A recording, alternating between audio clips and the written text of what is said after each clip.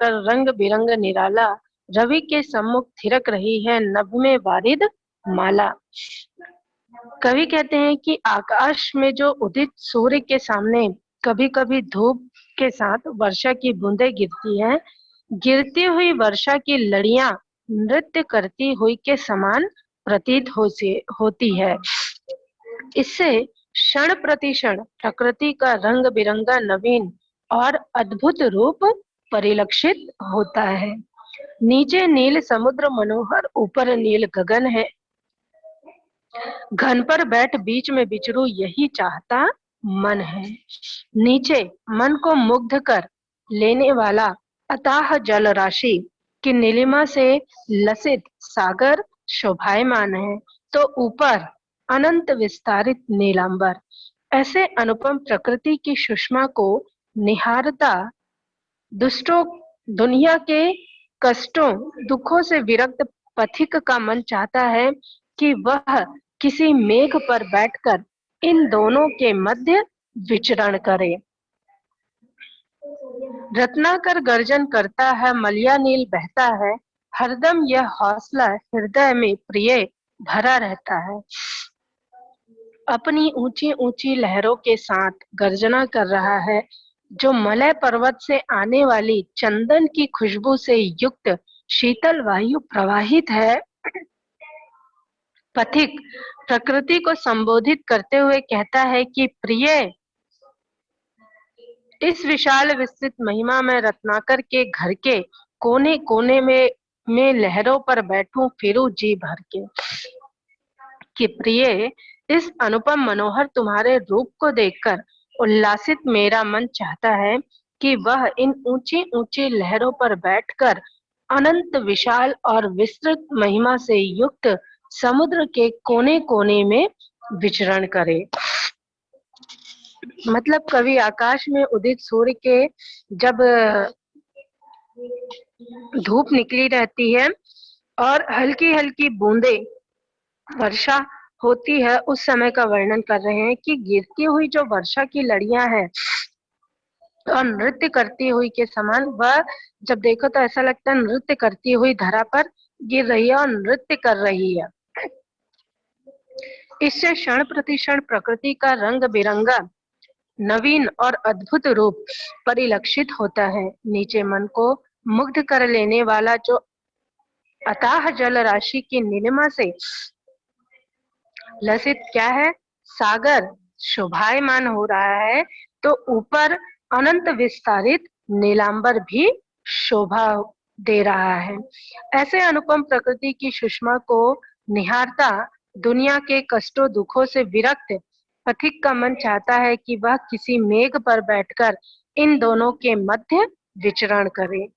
कवि कहते हैं कि अपनी जो ऊंची ऊंची लहरों के साथ सागर गर्जना कर रहा है और मलय पर्वत से जो चंदन की आने वाली खुशबू है, उससे जो वायु शीतल वायु प्रवाहित हो रहा है, पथिक प्रकृति को संबोधित कर रहा है और कहता है कि हे प्रिय, इस अनुपम मनोहर तुम्हारे रूप को देखकर उल्लासित मेरा मन चाहता है कि मैं इन ऊंची ऊंची लहरों पर बैठकर अनंत विशाल और विस्तृत महिमा से युक्त समुद्र के कोने कोने में घूमूं या विचरण कराऊं। इसमें विशेष बताया है आपको प्रकृति के सहज सौंदर्य का प्रभावी चित्रण है, मानवीकरण अनुप्रास एवं कोने कोने में पुनरुक्ति प्रकाश अलंकार है, संस्कृत निष्ठ खड़ी बोली का प्रभावी प्रयोग है और मुग्ध छंद है। यहाँ पर कवि प्रतिक्षण नूतन रंग बिरंगे वेश में प्रकृति के सुशोभित होने की बातें कर रहा है। सूर्य के सम्मुख वर्षा की लड़ियां थिरकते नृत्य करती हुई प्रतीत हो रही है। नीचे और ऊपर नीलम वर्ण की शोभा से लक्षित क्रमशः सागर और आसमान है। कवि मन बादलों पर आसीन हो सागर और आसमान के बीच विचरण करना चाहता है। रत्नाकर समुद्र, समुद्र को ही रत्नाकर कहते हैं। समुद्र अपनी ऊंचे ऊंचे लहरों सह गर्जना करता सुशोभित हो रहा है। प्रवाहित वायु में मलयाचल के चंदन की खुशबू एवं शीतलता का एहसास समाहित है। विशाल विस्तार से महिमा मंडित सागर है। कवि हृदय में सागर की लहरों पर आसीन हो विशाल विस्तृत सागर के कोने कोने में विचरने का हौसला है। आगे देखते हैं।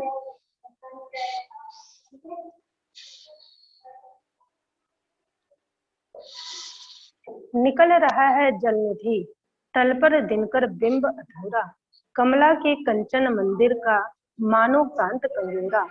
लाने को निज पुण्य भूमि पर लक्ष्मी की असवारी, रत्नाकर ने निर्मित कर दी स्वर्ण सड़क अति प्यारी। निर्भय दृढ़ गंभीर भाव से गरज रहा है, लहरों पर लहरों का आना सुंदर अति सुंदर है। कहो यहाँ से बढ़कर सुख क्या पा सकता है प्राणी, अनुभव करो हृदय से हे अनुराग भरी कल्याण।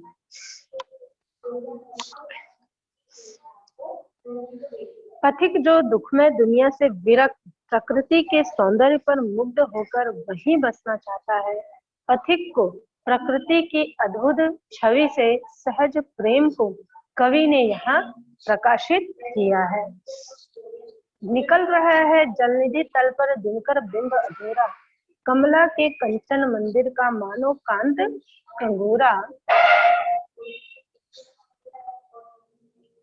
रत्नाकर ने निर्मित कर दी स्वर्ण सड़क अति प्यारी।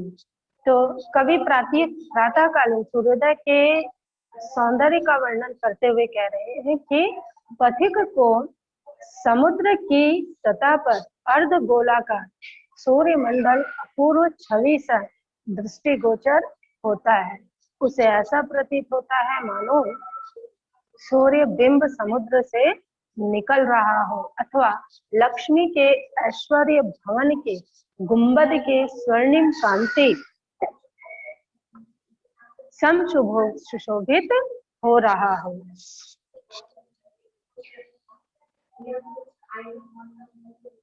और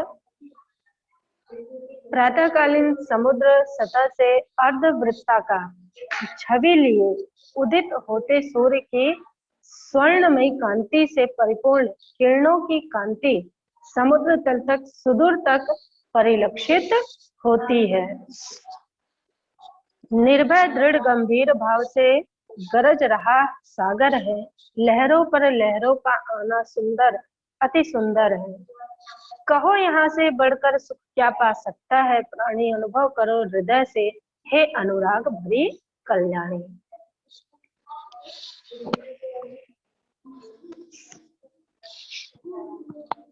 समुद्र सतह पर दूर तक दिखाई देती स्वर्णाभा लिए किरणों को देखकर ऐसा लगता है मानो सागर समुद्र ने लक्ष्मी की सवारी को अपनी स्वयं की पवित्र धरती पर लाने के लिए सोने की अत्यंत प्यारी सुंदर सड़क बना दी हो। सागर की गर्जना में जहाँ निडरता, दृढ़ता और सर्वथा गंभीरता का एहसास है, वहीं एक के बाद एक उसमें आती सुंदर लहरें अत्यंत मनोहर है। प्रकृति के इस सौंदर्य पर मुग्ध पथिक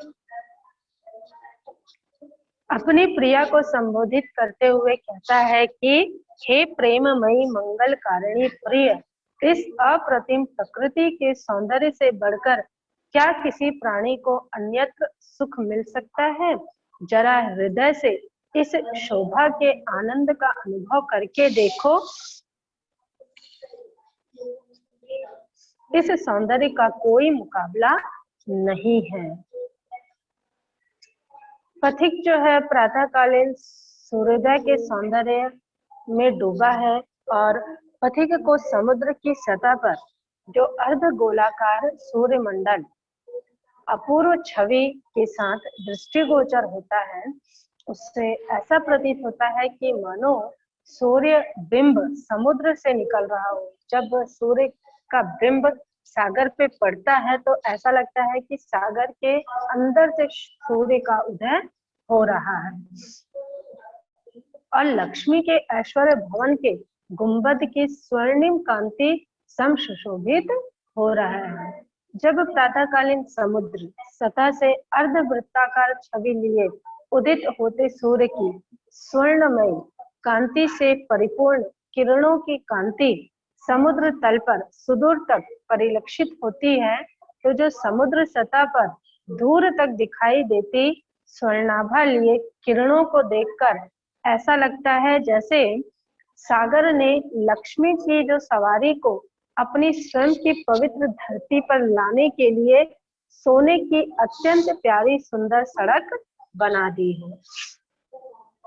यह सागर की जो गर्जना है वो कब होती है? जब वह निडरता, दृढ़ता और सर्वथा गंभीरता का एहसास होता है। वहीं एक के बाद एक उसमें आती सुंदर लहरें जो होती है वो अत्यंत मनोहर है। प्रकृति के इस सौंदर्य पर मुग्ध पथिक अपनी प्रिया को संबोधित करते हुए कहता है कि हे प्रेममयी प्रिया, मंगल कारिणी प्रिय, इस जो अप्रतिम प्रकृति के सौंदर्य से बढ़कर क्या किसी प्राणी को अन्यत्र सुख मिल सकता है? मतलब कवि कहते हैं कि इस अप्रतिम जो प्रकृति का सौंदर्य है, इसको देखने के बाद क्या कोई दूसरा सुख या आनंद मिल सकता है? जरा हृदय से इस शोभा के आनंद का अनुभव करके देखो कि इस सौंदर्य का कोई मुकाबला नहीं है।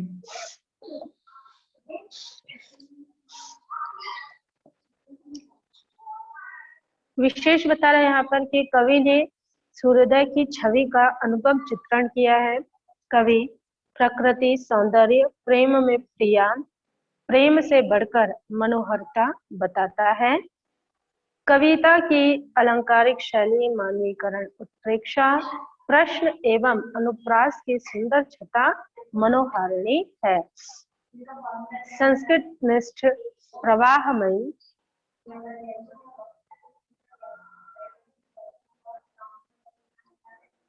खड़ी बोली है, मुक्त छंद है, माधुर्य गुण है।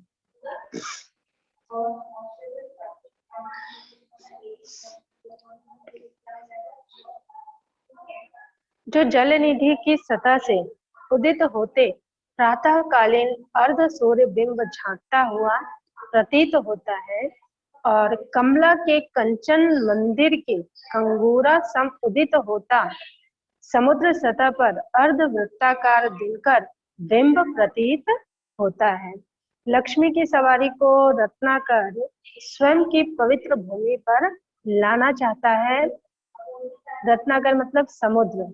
जो लक्ष्मी की सवारी है उसे समुद्र स्वयं की पवित्र भूमि पर लाना चाहता है और प्रातः उदित होती सूर्य की समुद्र सतह पर पड़ती किरणें स्वर्णमयी सड़क जैसी प्रतीत होती है। सागर की जो गर्जना निर्भय, दृढ़ और गंभीर भाव से युक्त है।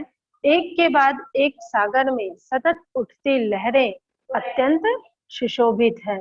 कवि को प्रकृति की शोभा अनुपम लगती है। कवि प्रकृति सौंदर्य को अपनी प्रिया को अनुभव करने के लिए कह रहा है।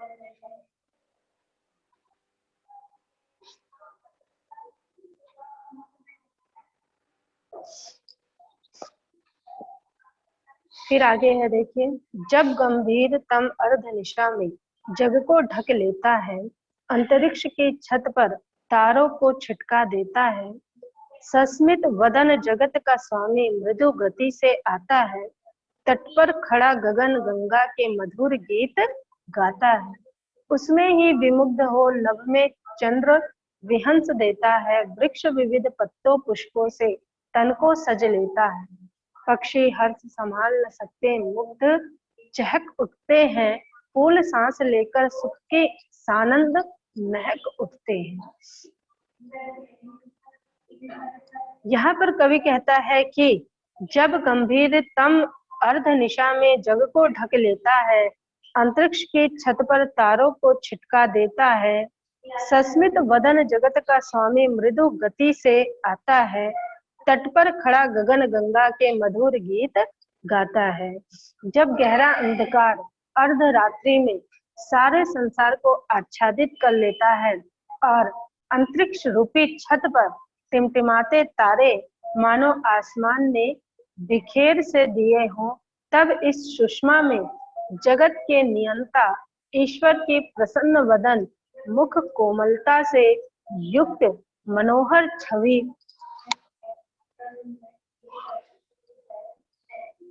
छलकती हुई ऐसी प्रतीत होती है मानो वह आकाश गंगा के किनारे खड़े होकर मधुर गीत गा रहा हो।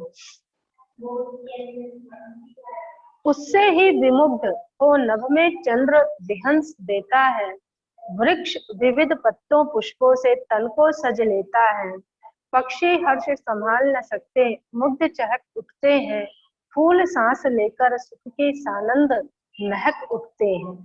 फिर कवि कहते हैं कि इस ईश्वर सुषमा अप्रतिम शोभा से लसित आसमान में मुस्कुराते हुए चंद्रमा का उदय होता है। पत्तों पुष्पों की शोभा से सज्जित वृक्ष ऐसे प्रतीत होते हैं मानो वे बहु प्रकार से अपने तन शरीर को सजा लिए हैं। इस तरह के प्रकृति के सौंदर्य को निरख कर मुग्ध से हुए पक्षीगण चहचहाते हुए कलरव करते हुए ऐसे प्रतीत होते हैं मानो उनके हृदय की प्रसन्नता उनके मधुर कलरव के रूप में प्रस्फुटित हो रही है। पुष्प भी सुख आनंद की सांस स्वरूप महकने लगते हैं। विशेष आपको बता रहा है कि अर्धरात्रि की कालीमा में आकाश में टिमटिमाते तारों की अप्रतिम छवि का अद्भुत चित्रण किया गया है। तत्पश्चात चंद्रमा के हास का मनोहर चित्रण है। मानवीकरण अनुप्रास उत्प्रेक्षा अलंकार की अद्भुत छटा, संस्कृत निष्ठ खड़ी बोली है, मुक्तक छंद है, प्रसाद गुण है। अर्धनिशा रात्रि में सारे संसार को गहन अंधकार ढक लेता है। अर्धरात्रि में जब सारा संसार घोर अंधकार में डूब सा जाता है, तब अंतरिक्ष की छत आकाश पर प्रकृति असंख्य तारों को बिखेर देती है, अर्थात सघन अंधकार में असंख्य तारे आसमान में टिमटिमाते हुए सुशोभित होते हैं। जब सघन अंधकार में आसमान में असंख्य तारे टिमटिमाने लगते हैं, तभी अतीव मृदुल गति से मुस्कुराते बदन जगत के स्वामी का आगमन होता है। कवि ने जगत के नियंता स्वामी को आकाश गंगा के तट पर खड़े होकर मधुर गीत गाने की कल्पना की है। जब सघन अंधकार से समग्र जगत ढक सा जाता है, तब आसमान में असंख्य तारे टिमटिमाते हैं। जगत का स्वामी स्मित वदन मृदुल गति से आकर आकाश गंगा के तट पर मधुर गीत गाता है। तब प्रकृति रूपी नायिका के इस अप्रतिम सौंदर्य पर मुग्ध होकर चंद्रमा भी मुस्कुरा उठता है। वृक्ष अपने तन को पत्तों और पुष्पों से सजाते हैं। प्रकृति के इस अनुपम सौंदर्य पर मुग्ध पक्षियों का हर्ष संभाले नहीं संभालता, वे मधुर कलरव करने लगते हैं। फूल अपूर्व सौंदर्य और सुगंध के सहज स्वामी होते हैं। प्रकृति के सौंदर्य वर्धन में इनका अनुपम योगदान होता है। जैसे कवि ने फूलों की खुशबू प्रकृति की जो श्वास समान लगती है, अर्थात प्रकृति सौंदर्य में फूलों की प्रतिक्रिया सांस लेते हुए अपनी खुशबू बिखेरते कवि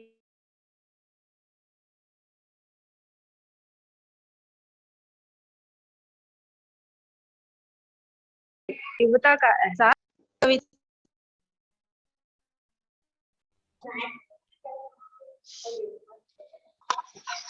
आपको यहाँ तक कविता समझ आई?